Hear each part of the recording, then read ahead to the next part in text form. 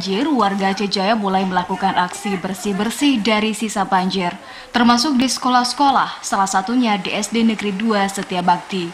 Bahkan untuk mempercepat proses pembersihan di lembaga pendidikan ini, pihak Badan Penanggulangan Bencana Kabupaten BPPK Aceh Jaya mengerahkan 1 unit armada pemadam kebakaran untuk menyemprot seluruh lumpur sisa banjir yang menempel di dinding dan menutupi lantai bangunan sekolah. Pembersihan sekolah tersebut dilakukan oleh BPBD Aceh Jaya setelah pihak sekolah meminta kepada pemerintah untuk membersihkan lumpur pasca banjir.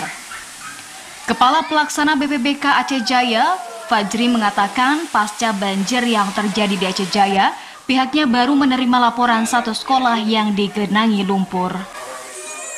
Khusus untuk SD di Hobart ini, 1 unit armada pemadam yang kita kerahkan untuk lantai dan juga dengan tenaga dari BPBK juga, dari tim pemadam itu sendiri, jumlah sekitar 5 orang.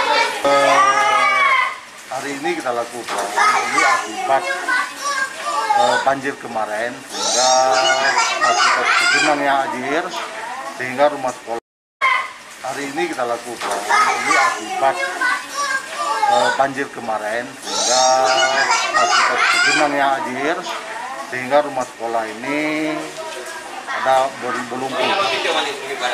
Dari kami BPBK itu membersihkan agar proses belajar mengajar bisa berlanjut kembali.